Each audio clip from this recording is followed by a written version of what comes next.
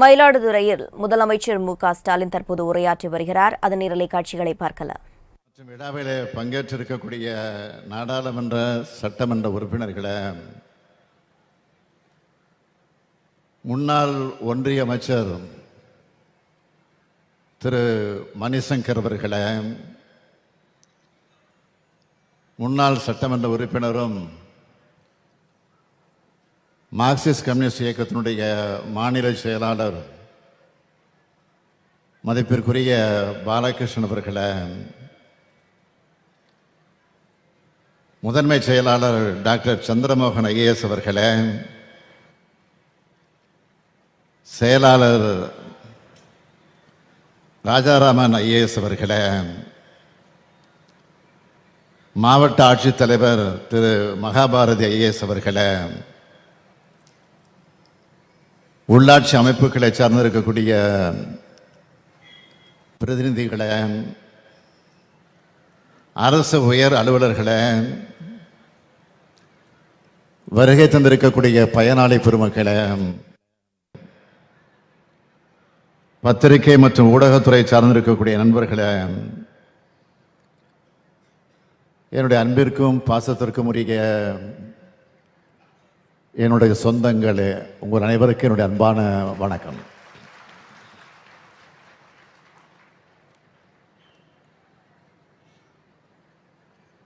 மண் மனத்துடன் நெல் மனமும் கலந்து வீசும் வண்டல் நிலமும் அழகும் வரலாற்று சிறப்பும் கொண்ட டெல்டா மாவட்டங்களான மயிலாடுதுறை, நாகப்பட்டினம், திருவாரூர் மாவட்டங்களில்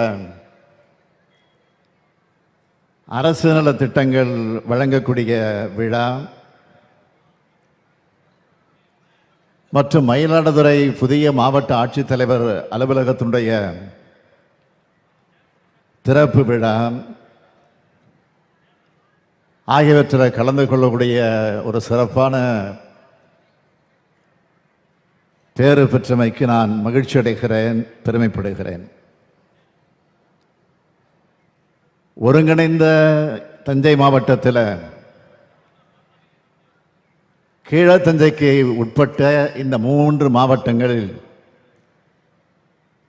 மயிலாடுதுறை காவேரி பாசனத்தால் வேளாண்மை செழிப்போடு இருக்கக்கூடிய மாவட்டம். புகழ்பெற்ற பழமையான திருக்கோயில்கள் பல நிறைந்திருக்கக்கூடிய மாவட்டம். முத்தமிழறிஞர் கலைஞர் அவர்களால் அமைக்கப்பட்ட பூம்புகார் எழுநிலை மாடத்தையும் சிற்ப கலைக்கூடத்தையும் கொண்ட மாவட்டம் இந்த மயிலாடுதுறை மாவட்டம். மொழிப்போர் தியாகி சாரங்கவாணி தமிழில் புதினத்தை எழுதின முன்சிப் வேதநாயகம் இந்தியா விடுதலை பெற்ற நாளில் புதுடெல்லியில் நாதஸ்வரம் வாசித்த திருவாடுதுறை டிஎன் ராஜரத்னம் ஆகியோரது மாவட்டம். அது மட்டுமா, தியாகமங்கை தில்லையாடி வள்ளியம்மை, சுயமரியாதை சுடர்வழி மூவலூர் ராமாமிர்தம் அம்மையார் ஆகியோரின் மாவட்டம். அதனால்தான் சாரங்கபாணி மேம்பாலம்,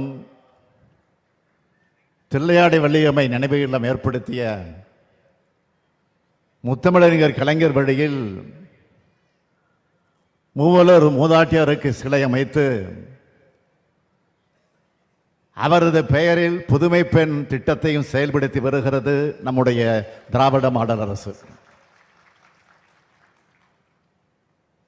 அது மட்டுமல்ல, முன்சிப் வேதநாயகம் அவர்களுக்கு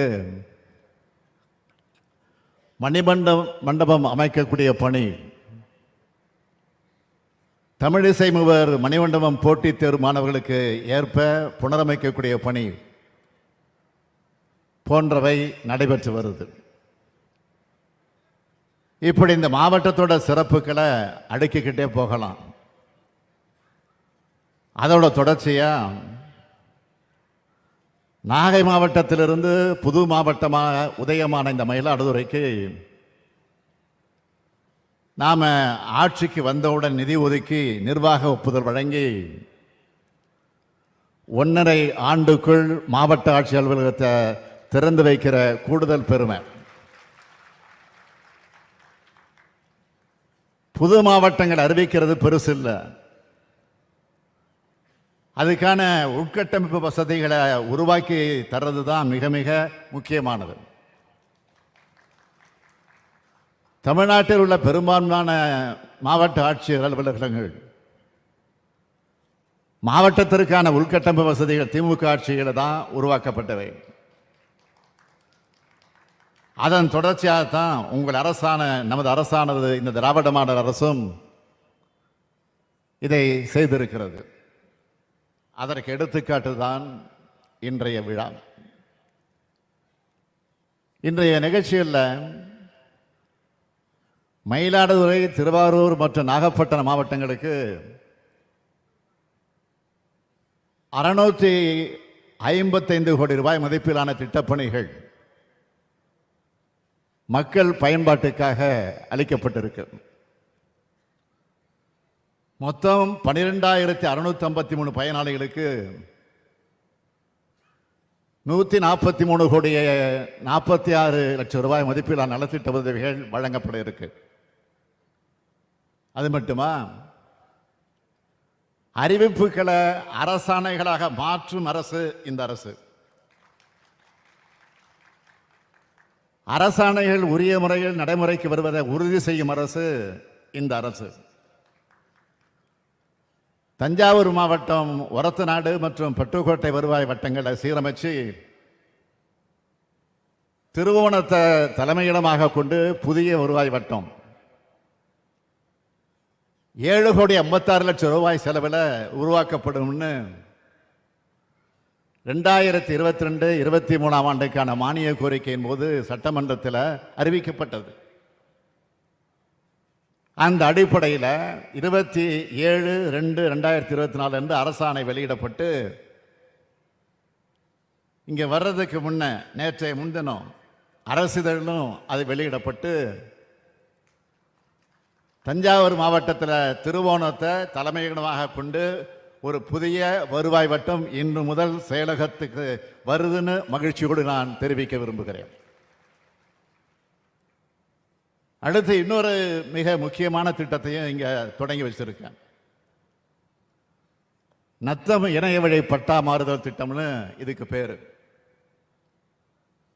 கிராமப்புற மக்கள் அவங்களுடைய நத்தம் வீட்டு மனைக்கு பட்டா வாங்கிறதுல சில சிரமங்களை சந்திக்கிறதாக தெரிய வந்துச்சு. அதை எளிமையாக்குறதுக்காகத்தான் இந்த புரட்சிகரமான திட்டம். தமிழ்நாடு வருவாய்த்துறை வரலாற்றிலேயே கிராமப்புற நத்தம் பட்டாவை கணினி மூலமாக வழங்குறது இதுதான் முதல் முறை. காணி நிலம் வேணும்னு மகாகவி பாரதியார் பாடினார். அதை கணினி மூலமாக உறுதி செய்கிற திட்டம் இது. முதல் கட்டமாக 75,33,102 பட்டதாரர்கள் இந்த இணைய வழி சேவை மூலமாக பயன்பெற போகிறாங்கன்னு மகிழ்ச்சியோடு நான் தெரிவிச்சுக்க விரும்புகிறேன். அது மட்டும் இல்லை, இந்த விழாவில் இன்னும் சில அறிவிப்புகளை வெளியிடுறதுல கூடுதல் மகிழ்ச்சி அடைகிறேன். 150வது ஆண்டில் அடியெடுத்து வைத்து சிறப்பாக செயல்பட்டு வர மயிலாடுதுறை நகராட்சிக்கு 10 கோடி ரூபாய் மதிப்பீட்டில் புதிய நகராட்சி கட்டடம் கட்டப்படும். அதே போல வேளாண் பெருங்குடி மக்களோட நீண்டகால கோரிக்கைகளை ஏற்றுக்கிட்டு சீர்காழி வட்டம் பெருந்தோட்டம் கிராமத்தில் செல்லநாற்றின் குறுக்கிலும், சென்னம்பட்டணம் கிராமத்தில் முல்லையாற்றின் குறுக்கிலும், தரங்கம்பாடி வட்டம் சந்திரப்பாடி கிராமத்தில் நண்டலாற்றின் குறுக்கிலும் உப்பு நீர் புகுவதை தடுக்கும் வகையில் கடைமடை நீர் ஒழுங்கிகள் 44 கோடி ரூபாய் செலவில் அமைக்கப்படும். அதோடு குத்தாலம் வட்டத்தில் வானாதிராஜபுரம் மற்றும் அரையபுரம் வாய்க்கால் பாசன விடவர்கள் பயன்பெறக்கூடிய வகையில் கடலங்குடி கிராமத்தில் 2,40,00,000 செலவில் புதிய படுக்கை அணை அமைக்கப்படும். இந்த மாவட்டங்களைச் சேர்ந்த மீனவ மக்களுடைய கோரிக்கைகளை ஏற்று அவர்களுக்காக சில அறிவிப்புகளை வெளியிட விரும்புகிறேன். மயிலாடுதுறை மாவட்டம் வானகிரி மீன் இறங்குதளம் 30 கோடி ரூபாய் செலவில் மேம்படுத்தப்படும். நாகை மாவட்டம் சிறுதூர் வெள்ளையாறு முகத்துவாரத்தில் 25 கோடி ரூபாய் மதிப்பீட்டில் கரை பாதுகாப்பு சுவர் அமைக்கப்படும். திருவாரூர் மாவட்டம் முத்துப்பேட்டையில் 10 கோடி ரூபாய் மதிப்பீட்டில் மீன் இறங்குதளம் அமைக்கப்படும். அடுத்து பூம்புகார் பகுதி மீனவர்கள் பயன்பெறும் வகையில் 2,50,00,000 ரூபாய் மதிப்பீட்டில் உலர் மீன் தயாரிக்கும் குழுமம் அமைக்கப்படும். மென்பொருளுடன் ஒருங்கிணைந்த கற்றல் மேலாண்மை அமைப்பு திட்டத்தின் கீழ் திருவாரூர், மயிலாடுதுறை மற்றும் நாகப்பட்டினம் ஆகிய 3 மாவட்டங்கள் இருக்கிற 12 அரசு கலை மற்றும் அறிவியல் கல்லூரிகள் மற்றும் 3 பல்வகை தொழில்நுட்ப கல்லூரிகளுக்கு 1642 மேசை கணினிகள் மற்றும் கணினிசார் உபகரணங்கள் வழங்கப்படும். அதேபோல் மயிலாடுதுறை மாவட்டத்தில் ஒரு சிறப்பான நூலகம் அமைக்கப்படும்னு சட்டமன்றத்தில் அறிவிச்சிருந்தோம்.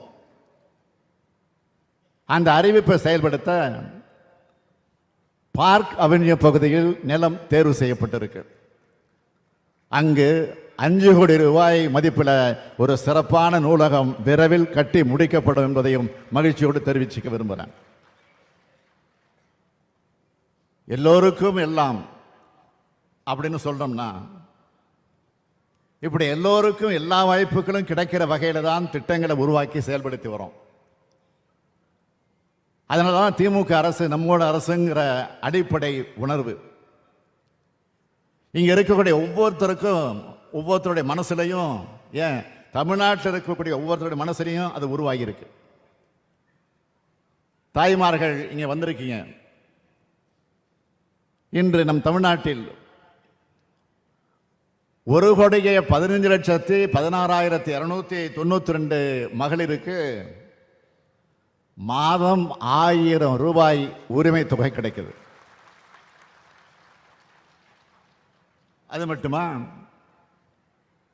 விடியல் பயண திட்டம் மூலமா 445 கோடி முறை பயணித்து மாதந்தோறும் 888 ரூபாய் வர நமது சகோதரிகள் சேமிக்கிறாங்க.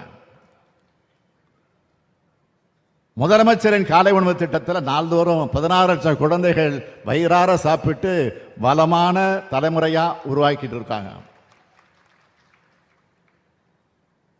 மூவலூர் ராமாமிர்தம் அம்மையார் புதுமை பெண் திட்டம் மூலமா 4,81,075 மாணவிகளுக்கு